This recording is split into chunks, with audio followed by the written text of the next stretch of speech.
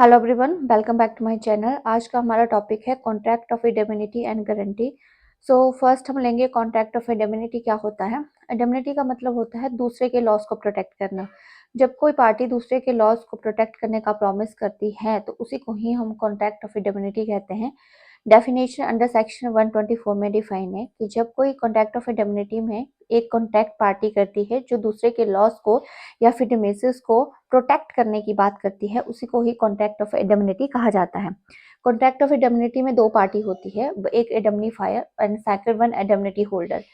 Indemnifier किसको कहा जाता है? जो कंपनी लॉस को प्रोटेक्ट करने की बात करती है उसे इंडेमनीफायर कहते हैं। ये व्यक्ति, ये कंपनी या व्यक्ति या इंडेमनिटी होल्डर कौन होता है? जिसका लॉस प्रोटेक्ट किया जाता है, पार्टिकुलर पर्सन का लॉस प्रोटेक्ट किया जाएगा, उसको इंडेमनिटी हम होल्डर कहेंगे। नेक्स्ट आता है इसी के मीनिंग में इंडेमनिटी का मतलब होता है लॉस को प्रोटेक्ट करना, और ऐसा कॉन्ट्रैक्ट जहां पे एक पार्टी दूसरे के लॉस को प्रोटेक्ट कर रही है। और ऐसा जब भी ये कॉन्ट्रैक्ट ऑफ इंडेमनिटी होता है वो एक्सप्रेस में होना बहुत जरूरी है, यानी ऑरली या रिटर्न होना बहुत जरूरी है। और प्रोमाइजर यहाँ पे लॉस को प्रोटेक्ट करने की बात करता है कि किन किन लॉस को प्रोटेक्ट किया जाएगा, किन किन ऐसे लॉस के केसेस हैं जिनको प्रोटेक्ट किया जाएगा, वो कॉन्ट्रैक्ट के टर्म एंड कंडीशन में लिखा होता है। तो indemnity is a contract which one party promise to other party compensate the loss and damages, जहाँ पे एक पार्टी दूसरे के लॉस को या डिमेजेस को कंपेंसेट की बात करती है। दो पार्टी हैं, पहले भी हमने डिस्कस कर लिया है कि एक इंडेमनीफायर होता है एंड सेकंड वन आपका इंडेमनिटी होल्डर होता है। कंपनी इंडेमनीफायर है एंड जिस व्यक्ति का प्रोटेक्ट लॉस किया जाता है वो इंडेमनिटी होल्डर होता है। एग्जाम्पल के तौर पे देखें कि ऐसे कौन से कॉन्ट्रैक्ट हैं जहाँ पे कॉन्ट्रैक्ट ऑफ इंडेमनिटी पाई जाती है। खासकर इंश्योरेंस कंपनी के जो जैसे मोटर मेराइन या फिर फायर इंश्योरेंस कंपनी है उसके कॉन्ट्रैक्ट को हम कॉन्ट्रैक्ट ऑफ इंडेमनिटी कहते हैं। पर लाइफ इंश्योरेंस के कॉन्ट्रैक्ट को हम कॉन्ट्रैक्ट ऑफ इंडेमनिटी नहीं कहते हैं, क्योंकि लाइफ को मनी के साथ हम एस्टिमेट नहीं कर सकते हैं। लाइफ के लॉस को हम किसी मनी की सा मुद्रा के साथ हम कंपेयर नहीं कर सकते हैं। तो इसलिए जो हमारे अदर कॉन्ट्रैक्ट होते हैं जैसे motor marine fire insurance, general insurance की हम बात करते हैं, तो इन जनरल इंश्योरेंस के जो कॉन्ट्रैक्ट है हमारे, वो कॉन्ट्रैक्ट ऑफ इंडेमनिटी में आता है। एग्जाम्पल के तौर पे समझते हैं कि ए जो है वो बी के साथ कॉन्टैक्ट करता है कि सी के साथ होने वाले जितने भी प्रोसीडिंग के लॉसेस होंगे या नुकसान होगा वो पे किया जाएगा। ठीक है, बी को। अब कौन कर रहा है कॉन्ट्रैक्ट? ए कर रहा है। तो ए यहाँ पे पार्टी है इंडेमनीफायर और बी यहाँ पे पार्टी है इंडेमनिटी होल्डर। ठीक है, तो जो भी लॉस होगा जो सी के साथ बी का हो रहा है, मतलब 200 का लॉस जो है वो हो रहा है, बी को सी को 200 पे करने पड़े, तो जो 200 का लॉस है they can be paid by the ए। वो 200 कौन पे करेगा? ए पे करेगा। उसी को कॉन्ट्रैक्ट ऑफ इंडेमनिटी हम कहेंगे। कुछ फीचर है इंडेमनिटी कॉन्ट्रैक्ट के। पहला है कि जो कॉन्ट्रैक्ट है वो डिमेजेस लॉस और इंजरी को प्रोटेक्ट करने की बात करता है, यानी कि जो प्रॉमिस होता है वो डिमेजेस लॉस और इंजरी के रिगार्डिंग हो सकता है। और contract of insurance and contract of guarantee, इन दोनों को ही वाइडर सेंस में इंक्लूड किया जाता है। मतलब और जितने भी कॉन्ट्रैक्ट ऑफ इंश्योरेंस है वो कॉन्ट्रैक्ट ऑफ इंडेमनिटी में ही आते हैं। और contract of indemnity independent contract होता है, किसी के ऊपर डिपेंडेंट नहीं है, किसी के ऊपर कोलैटरल नहीं है। तो ये कोलैटरल नेचर का नहीं होता है बल्कि ये इंडिपेंडेंट होता है आपस में ही कॉन्ट्रैक्ट। अनदर वन की कॉन्ट्रैक्ट ऑफ इंडेमनिटी में रिस्क कॉन्टीजेंट लायबिलिटी को प्रोटेक्ट करने की बात करेंगे कि जो लायबिलिटी जो फ्यूचर में कभी भी हो सकती है उसको प्रोटेक्ट करने की बात की जाती है। और इस कॉन्ट्रैक्ट में क्लियर बिल्कुल स्पेसिफिक होता है कि किस सर्कमस्टांसेस के लॉस को प्रोटेक्ट किया जाएगा, मतलब जो डिमेजेस पे किए जाएंगे वो किस क्लॉजेस पे किए जाएंगे, वो भी क्लियर इसमें लिखा होता है। राइट ऑफ इंडेमनिटी होल्डर, यानी कि अगर आपने इंश्योरेंस कंपनी से कोई इंश्योरेंस पॉलिसी ली है तो जो इंडेमनिटी होल्डर आप हैं तो जनरली बात है कि आपके क्या राइट होंगे। तो पहला राइट है कि जितने भी लॉसेस आपके बनते हैं या जितना भी डिमेजेस आपका बन रहा है वो सारा का सारा इंडेमनीफायर से आप क्लेम करोगे, इंश्योरेंस कंपनी से आप क्लेम करोगे। तो इंडेमनिटी होल्डर का राइट है कि जो डिमेजेस है वो उसको इंडेमनीफायर से रिकवर करें। दूसरा कि he has the right to recover to indemnify all the cost which has paid to defending any suit। अगर आपने किसी को केस करके डिफेंड करने की कोशिश की है और केस के ऊपर जितना भी खर्चा पे किया है on the behalf of the indemnifier, तो वो इंडेमनीफायर से आप ले सकते हैं। अनदर वन थिंग कि कोई भी कंप्रोमाइजेज अमाउंट अगर आपने पे किए हैं on the behalf of the indemnifier, तो जो भी कंप्रोमाइजेज अमाउंट आपने पे किए हैं तो वो भी आप क्लेम वहां पे कर सकते हैं। कमेंसमेंट ऑफ इंडेमनीफायर लायबिलिटी, यानी इंडेमनीफायर की लायबिलिटी कैसी होती है। तो हर कोर्ट का अपना अपना क्राइटेरिया है इंडेमनीफायर लायबिलिटी का। तो कहीं पर इंडेमनीफायर लायबिलिटी जो है वो सर्टेन होती है, कहीं पर सर्टेन नहीं होती है। तो कुछ मतलब कोर्ट के अपने अपने डिसीजन है कि जो एक्चुअल लॉस है वो ये इंडेमनिटी होल्डर क्लेम कर सकता है, और कहीं पे जो है कुछ निश्चित अमाउंट डिसाइडेड होता है, सिर्फ उतना ही क्लेम करेगा। एग्जाम्पल के तौर पे समझते हैं, he promised to compensate B for any loss that he may suffer to filling is with to C। A जो है वो प्रॉमिस करता है B के साथ कि C के ऊपर जो भी केस होगा वो A कंपनी पे करेगी। सो कोर्ट ऑर्डर B टू पे टू C अमाउंट 10,000। तो B जो है C को 10,000 देता है। तो ये जो 10,000 हैं वो B ने दिए हैं, इंडेमनिटी होल्डर ने दिए हैं, तो यहाँ पे B उस अमाउंट को A से क्लेम कर सकता है। ओके, तो अभी हमने पीछे क्लॉज पढ़ा कि इंडेमनिटी होल्डर इंडेमनीफायर से ये अमाउंट क्लेम कर सकता है। कॉन्ट्रैक्ट ऑफ गारंटी में हमारा नेक्स्ट चैप्टर है कॉन्ट्रैक्ट ऑफ इंडेमनिटी, हमने पढ़ लिया। अब हम बात करेंगे कॉन्ट्रैक्ट ऑफ गारंटी की। कॉन्ट्रैक्ट ऑफ गारंटी क्या रहती है कि जब कोई भी व्यक्ति किसी की लायबिलिटी के लिए गारंटी दे रहा है कि अगर वो पे नहीं कर पाया तो मैं पे करूंगा, उसी को ही कॉन्ट्रैक्ट ऑफ गारंटी कहा जाता है। तो कॉन्ट्रैक्ट ऑफ गारंटी एक ऐसा प्रॉमिस होता है कि that discharge the liability of third person in case of the default. अगर थर्ड यहाँ पे पार्टी जो है डिफॉल्ट करेगी तो सामने वाली पार्टी उसकी पेमेंट करेगी, उसी को ही कॉन्ट्रैक्ट ऑफ गारंटी कहते हैं। इन केस यहाँ पे 3 पार्टी होती है। वन इज अ क्रेडिटर जो उधार देता है, प्रिंसिपल डेटर जो उधार लेता है, सिक्योरिटी जो गारंटी प्रोवाइड करता है। अगर प्रिंसिपल डेटर अपनी पेमेंट नहीं कर पाता है तो सिक्योरिटी उसकी पेमेंट करेगा, यानी सिक्योरिटी की लायबिलिटी यहाँ पे सेकेंडरी होती है। फर्स्ट लायबिलिटी प्रिंसिपल डेटर की बनती है कि वो लोन को पे करें। अगर प्रिंसिपल डेटर यहाँ पे लोन पे ही नहीं करता है तभी सिक्योरिटी की लायबिलिटी सेकेंडरी बनती है। तो आपका कॉन्ट्रैक्ट ऑफ गारंटी ऑरली या रिटर्न दोनों तरीके से हो सकता है। कॉन्ट्रैक्ट ऑफ गारंटी में 3 पार्टी होती है, सिक्योरिटी जो गारंटी देता है, प्रिंसिपल डेटर जिसके लोन की गारंटी दी जाती है, एंड क्रेडिटर जिसको गारंटी दी जाती है। ठीक है, home the guarantee is given जिसको गारंटी दी जाएगी। ये ऑरली या रिटर्न हो सकती है।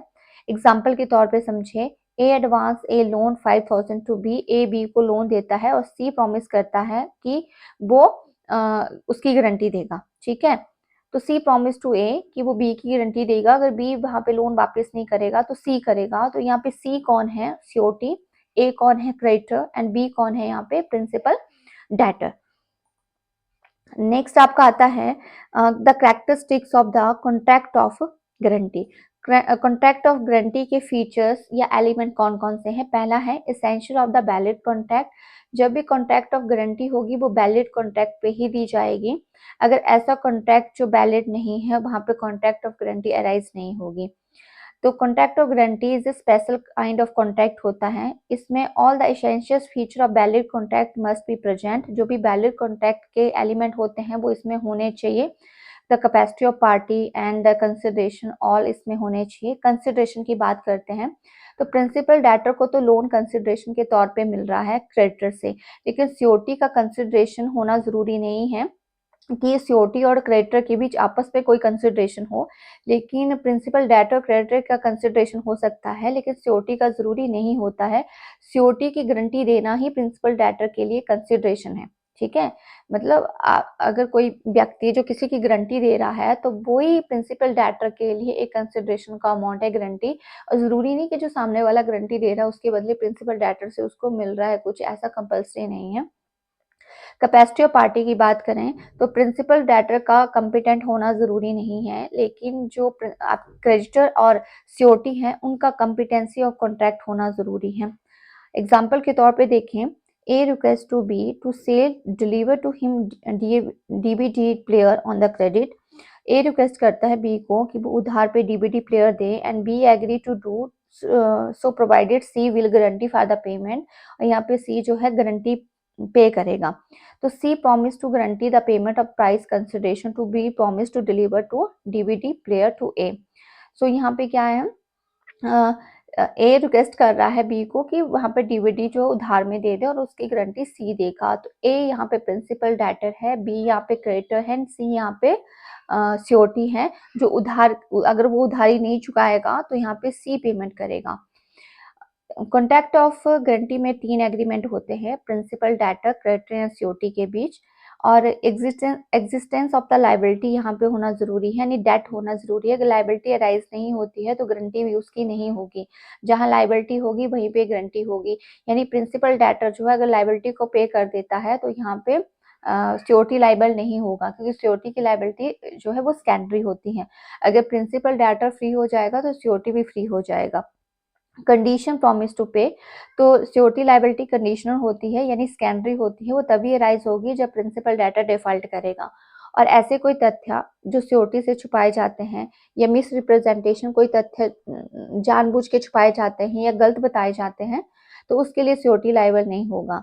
अगर क्रेडिटर और प्रिंसिपल डेटर आपस में डील करते हैं और कोई तथ्य सिक्योरिटी से छुपाए जाते हैं तो उस आधार पे गारंटी इनवैलिड मानी जाएगी। एग्जाम्पल है एक, A brought some goods to X and B that A failed to pay the price and B will pay to X the contract of guarantee। तो ये मैंने पहले भी डिस्कस कर दिया कि कॉन्ट्रैक्ट ऑफ गारंटी का एग्जाम्पल क्या है। डिफरेंट काइंड ऑफ गारंटी रहती है। अब वन बाय वन हम इसको डिस्कस करेंगे। एब्सोल्यूट गारंटी, ऐसी गारंटी जो अनकंडीशनल प्रोमिस जिसमें परफॉर्म करने के लिए बोला जाता है, जहाँ पे अनकंडीशनल प्रॉमिस होगा उसको हम एब्सोल्यूट गारंटी कहेंगे। एंड कंडीशनल गारंटी क्या होगी, जहाँ पे कंडीशनल गारंटी किसी पार्टिकुलर कंडीशन के आधार पे रहती है, मतलब वो गारंटी तभी अराइज होगी जब default of the principal debtor होगा एंड वो इमीडिएटली प्रोसीड नहीं होगी, मतलब पहले प्रिंसिपल डेटर से अमाउंट लिया जाएगा देन सेकेंडरी सीओटी से लिया जाएगा, वो कंडीशनल गारंटी आती है। रेट्रोस्पेक्टिव गारंटी क्या होती है, जो एग्जिस्टिंग डेट पे गारंटी दी जाती है, जो अभी डेट चला है उस पे जो गारंटी दी जाएगी वो रेट्रोस्पेक्टिव है, और फ्यूचर डेट के लिए जो गारंटी दी जाती है वो प्रोस्पेक्टिव गारंटी होती है।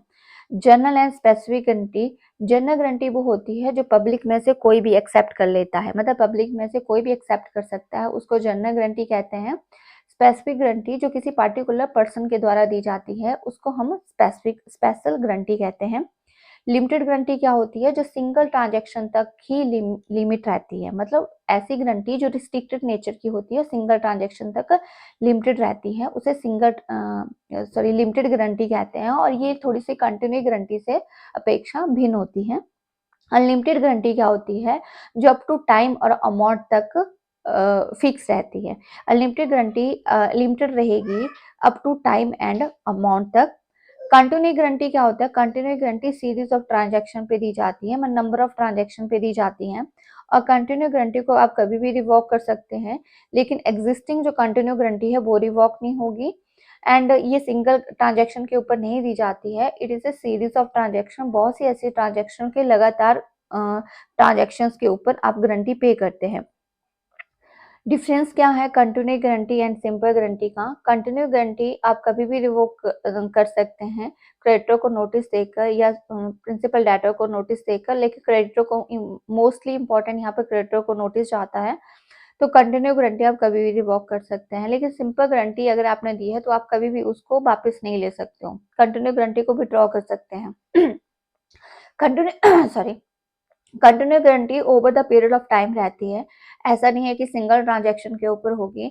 आपने 5 ट्रांजैक्शंस के लिए अगर गारंटी दी है तो वो कंटिन्यू गारंटी रहेगी over the period of time, जबकि सिंपल गारंटी एक पार्टिकुलर परफॉर्मेंस के आधार पे, एक सिंगल ट्रांजैक्शन के आधार पे होती है कि एक जो आपकी सिंपल गारंटी है वो जैसे ही आपने कोई पार्टिकुलर ट्रांजैक्शन की है एक, उसके लिए हो सकती है, और जब वो डेट रिलीज हो जाता है तो आप अपनी लायबिलिटी से भी फ्री हो जाएंगे। लेकिन कंटिन्यू गारंटी में अगर पहली ट्रांजैक्शन के ऊपर गारंटी आपने दी है तो वो जरूरी नहीं कि सारी ट्रांजैक्शंस आपकी फ्री हो जाएगी। तो जनरली वो जो सीरीज ऑफ ट्रांजैक्शंस के ऊपर अलग अलग गारंटी यहाँ पे बनी रहती है।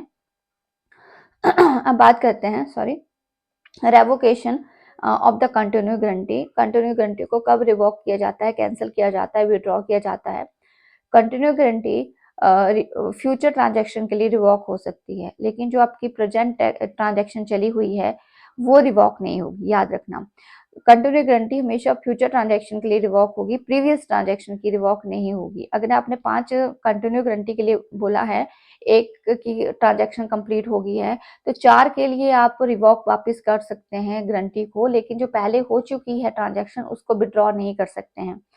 अब रेवोकेशन कैसे होगी, by giving to the notice, तो यहाँ क्रेडिटर को नोटिस देना पड़ेगा कि आप फ्यूचर की ट्रांजैक्शन के ऊपर गारंटी नहीं देना चाहते हैं। ये ऑरली या रिटन कम्युनिकेशन हो सकता है। Second, death of the surety. Death of surety तो यहाँ पे कंटिन्यू गारंटी अपने आप ही वापस हो जाती है और यहाँ पे किसी प्रकार का क्रेडिटर को नोटिस नहीं देना पड़ता है। डिफरेंट तरह के मोड हैं जहाँ पे सियोरिटी डिस्चार्ज हो जाता है अपनी लाइबिलिटी से, कंटिन्यू गारंटी से। फर्स्ट, अगर नोवेशन, जब कॉन्ट्रैक्ट नया बनता है, कॉन्ट्रैक्ट की टर्म एंड कंडीशन चेंज हो जाती है और जहाँ पे प्रिंसिपल डेटर रिलीज कर देता है सियोरिटी को या अपनी अपनी लाइबिलिटी को, एंड जहाँ पे प्रिंसिपल डेटर और क्रेडिटर एक न्यू एग्रीमेंट में एंटर होते हैं, या जहाँ पे लॉस ऑफ सिक्योरिटी, यानी कि आपने कोई सिक्योरिटी की रखी थी क्रेडिटर के पास, वो लॉस्ट हो जाती है, तो उस केसेस में जितने भी सिक्योरिटी का अमाउंट बनता है उतने में से सिक्योरिटी फ्री हो जाएगा। तो ये मेथड्स हैं नोटिस देकर डेथ में, और डिफरेंट मोड है जिसके कारण सिक्योरिटी फ्री हो जाएगा कंटिन्यू गारंटी से। एग्जाम्पल के तौर पे देखते हैं कि ए guarantee repayment of advance made by with in the 3 year.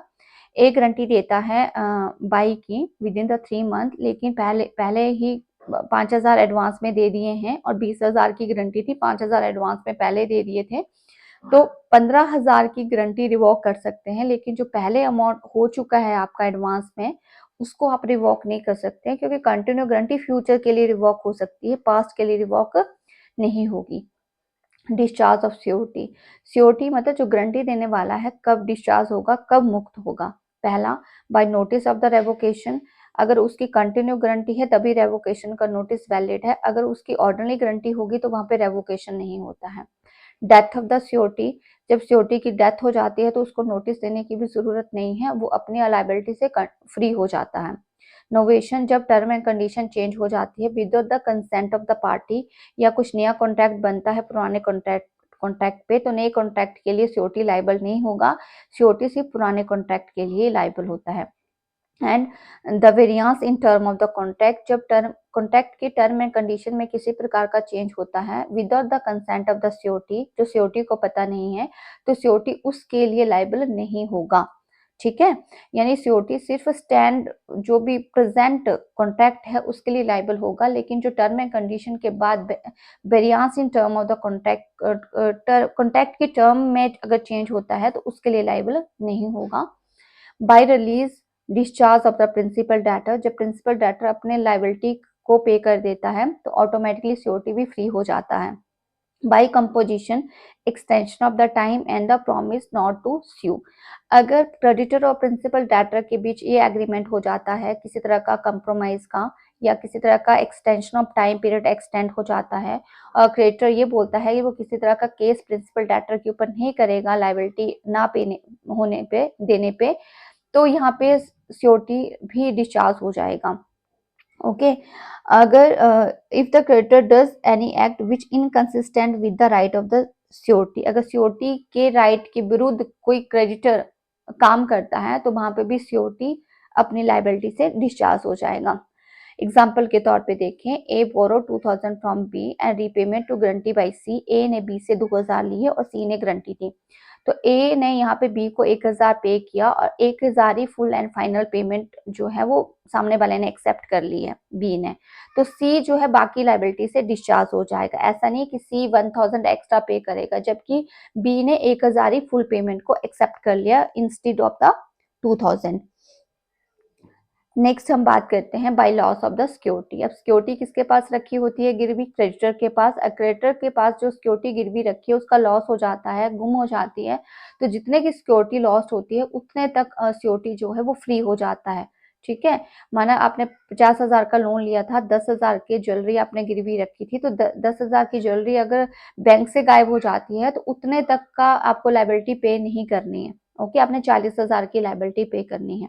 Next, जब कॉन्ट्रैक्ट आपका इनवैलिड हो जाता है, तो सियोरिटी सिर्फ वैलिड कॉन्ट्रैक्ट के लिए लाइबल होता है, और जो इनवैलिड कॉन्ट्रैक्ट है उसके लिए सियोरिटी की लाइबिलिटी नहीं बनती है। जैसे अगर सियोरिटी से कोई तथ्य छुपाए गए हैं, कंसीलमेंट ऑफ द फैक्ट है, या विदाउट एनी कंसिडरेशन कोई चीजें हो रही हैं, क्योंकि कंसिडरेशन होना जरूरी है, without consideration creditor principal debtor के साथ कॉन्टैक्ट हो रहा है, तो वहां इनवैलिडेशन ऑफ कॉन्ट्रैक्ट माना जाएगा और सियोरिटी उसके लिए लाइबल नहीं होगा।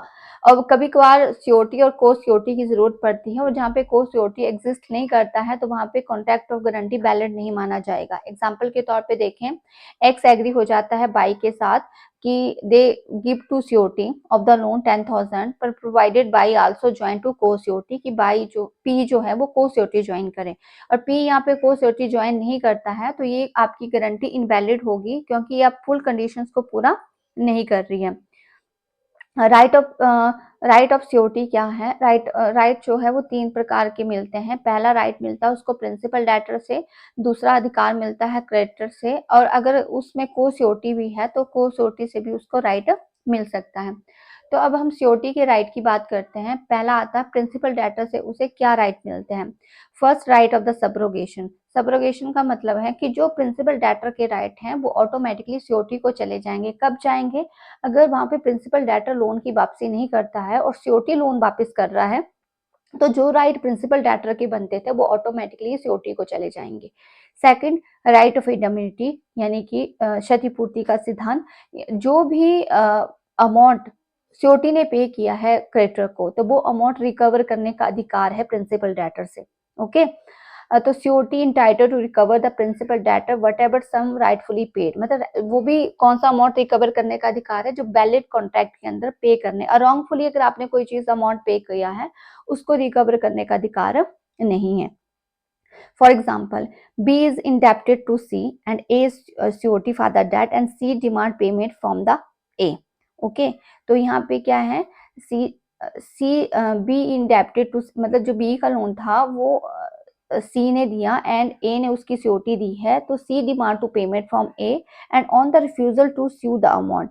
So A defend to suit and has reasonable ground and pay to amount of the debt and now he can recover the B full amount with the cost. तो यहाँ पर बी को अधिकार है कि जितना भी अमाउंट उसका केस का भी बन रहा था, जो केस पे करने के लिए दिया है और लोन का है, वो सारा का सारा रिकवर करने का अधिकार है। Right engage to the creditor. Creditor से क्या राइट बनता है सीओटी का? पहला आता है राइट ऑफ सिक्योरिटी। कोई भी सिक्योरिटी अगर क्रेडिटर के पास गिरवी रखी है, जब्त करवाई है, तो यहाँ पे अगर प्रिंसिपल डेटर ने लोन वापस नहीं किया है, सिक्योरिटी ने लोन वापस किया है, तो सिक्योरिटी लोन वापस देने के बाद उसको सिक्योरिटी को प्राप्त करने का अधिकार है। ओके, तो अगर और वो सिक्योरिटी अगर लॉस्ट हो जाती है, गुम हो जाती है, तो उतने तक सिक्योरिटी की लायबिलिटी भी रिड्यूस हो जाएगी जितने अमाउंट की सिक्योरिटी वहां पे थी और वो गुम हो गई है। तो राइट ऑफ सिक्योरिटीज यानी जो भी सिक्योरिटी जमा करवाई है उसको लेने का अधिकार है। Right to claim set off, जितना भी क्लेम है उसको सेट ऑफ करने का अधिकार है। जो भी काउंटर क्लेम डिडक्शंस अमाउंट की लोन की बनती है उसको सेट ऑफ करने का अधिकार है, क्योंकि वो अधिकार प्रिंसिपल डेटर को था लेकिन वो प्रिंसिपल डेटर से सबरोगेट हो गया, क्रेडिटर को चला गया, सॉरी सिक्योरिटी को चला गया। अब सिक्योरिटी से राइट मतलब सेट ऑफ करने का अधिकार है। दूसरा, अगर वो जो अमाउंट पे किया था सिक्योरिटी ने, वो किसका पे किया है? प्रिंसिपल डेटर का, तो सिक्योरिटी को प्रिंसिपल डेटर से भी लेने का अधिकार है। अब यहाँ पे एग्जांपल के तौर पे देखते हैं कि C advance to B and his tenant 2,000 rupee on the guarantee of the A. C ने बी को लोन दिया, गारंटी ए ने दी and C also to further security 2,000 rupee by mortgage फी फर्नीचर, और सी ने यहाँ पे फर्दर मोर्टगेज बी फर्नीचर मतलब फर्नीचर मोर्टगेज के तौर पे फर्नीचर रखा था 2,000 का एंड सी कैंसल था मोर्टगेज। सी ने यहाँ पे मोर्टगेज कैंसिल कर दी है but B become to insolvent. B insolvent बन गया है। सी ने केस किया ए के ऊपर, his guarantee and a discharge from liability to the amount value of furniture. तो जितना भी 2,000 का वहां पे फर्नीचर का अमाउंट था वो लेस हो जाएगा उसमें से। Another right engage to co-security. अब को-सिक्योरिटी क्या होता है? ऐसा व्यक्ति जो एक से ज्यादा सिक्योरिटी देने वाले व्यक्ति को हम को-सिक्योरिटी कहते हैं। In a contract of guarantee there is more than two security. एक से ज्यादा जो सिक्योरिटी होते हैं उनको को-सिक्योरिटी कहते हैं। को-सिक्योरिटी की लायबिलिटी इक्वली डिवाइड हो जाती है। फर्स्ट आता है को-सिक्योरिटी लायबल टू कंट्रीब्यूट इक्वली। जितने भी को-सिक्योरिटी होंगे उनकी लायबिलिटी इक्वली डिवाइड हो जाएगी। अब 2 या 3 4 5 कितने भी लायबिलिटी अराइज होगी वो इक्वल डिवाइड हो जाएगी। लेकिन liability of co-security bound to different sum, कुछ लायबिलिटी जो है वो डिफरेंट उनकी हो सकती हैं। एग्जांपल के तौर पे देखते हैं, ए बी सी ने सिक्योरिटी दी डी की एंड थ्री सेवरल बॉन्ड, मतलब तीनों ने अलग अलग अमाउंट की सिक्योरिटी दी। ए ने 10,000 की, बी ने 20,000 की एंड सी ने 40,000 की, टोटल 17,000 की। तो सब अपने अपने लाइबिलिटी के लिए बॉन्ड होंगे, मतलब ए जो है वो 10,000 के लिए बॉन्ड लाइबिलिटी के लिए पेबल करेगा, बी 20,000 की लाइबिलिटी पे करेगा एंड सी 40,000 की लाइबिलिटी पे करेगा। अगर डी जब लोन को वापस नहीं करेगा तभी इसकी लाइबिलिटी अराइज होगी। नेक्स्ट आता है the liability of security. Security की लाइबिलिटी क्या होती है? सेकेंडरी होती है। प्राइमरी किसकी रहती है? प्रिंसिपल डेटर की। कुछ फॉलोइंग पॉइंट है जो ध्यान रखने हैं। पहला है कि सिक्योरिटी की लाइबिलिटी कभी भी प्रिंसिपल डेटर से ज्यादा नहीं होगी, प्रिंसिपल डेटर से कम ही होगी, याद रखना इस चीज को। सेकेंड, द लाइबिलिटी जो है वो जितना फिक्स किया है कॉन्ट्रैक्ट में वो उतनी ही सिक्योरिटी की बनी रहेगी, उसके ज्यादा एक्सटेंडेड नहीं होगी। यानी फिक्स अमाउंट की अगर सिक्योरिटी दी है तो फिक्स अमाउंट की सिक्योरिटी बनी रहेगी, उससे ज्यादा नहीं होगी। जैसे लोन ए ने बी को लोन दिया 6,000 की, सी ने गारंटी दी 3,000 की, तो सी की गारंटी 3,000 तक ही बनी रहेगी क्योंकि सी यहाँ पे सिक्योरिटी है, तो उसकी गारंटी एक्सटेंड होकर 6,000 नहीं होगी क्योंकि इसने फिक्स अमाउंट की गारंटी दी है, तो ये 3,000 ही रहेगी। नेचर ऑफ सिक्योरिटी लाइबिलिटी क्या रहता है? लाइबिलिटी जो है सिक्योरिटी की वो सेकेंडरी रहती है, प्राइमरी प्रिंसिपल डेटर की रहती है क्योंकि प्रिंसिपल डेटर के डिफॉल्ट होने पे ही बनती है। लाइबिलिटी ऑफ सिक्योरिटी तभी अराइज होती है जब प्रिंसिपल डेटर डिफॉल्ट करेगा। अगर प्रिंसिपल डेटर डिफॉल्ट नहीं करता है तो वहां पे सिक्योरिटी की लाइबिलिटी अराइज नहीं होगी। Another one, where the creditor having to security. अगर प्रिंसिपल डेटर की कोई सिक्योरिटी क्रेडिटर के पास है और यहाँ पे सिक्योरिटी पेमेंट कर रहा है तो उसको सिक्योरिटी को रिलीज करने का अधिकार जो है वो सिक्योरिटी को बना रहेगा।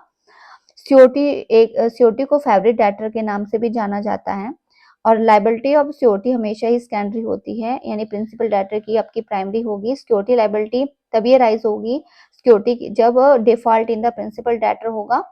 और liability of security for the unpaid balances के लिए हो सकती है कि आधा बैलेंस प्रिंसिपल डेटर ने पे किया है तो जो भी बाकी बैलेंस बच जाता है वो कौन पे करेगा? सिक्योरिटी पे करेगा। सिक्योरिटी जो भी सिक्योरिटी है, जो भी सिक्योरिटी क्रेडिटर के पास पड़ी हुई है उसके लिए वो क्लेम कर सकता है।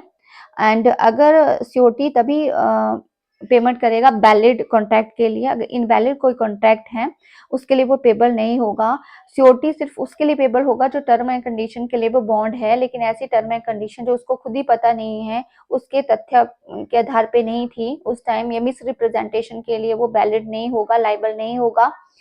और सिक्योरिटी जो है वो अपने लाइबिलिटी से कुछ सर्कमस्टांसेस के अंदर ही फ्री हो सकता है, मतलब जो टर्म एंड कंडीशन उसको पूरी करनी पड़ेगी तभी वो अपनी लाइबिलिटी से फ्री होगा, अदरवाइज वो अपनी लाइबिलिटी से फ्री नहीं होगा।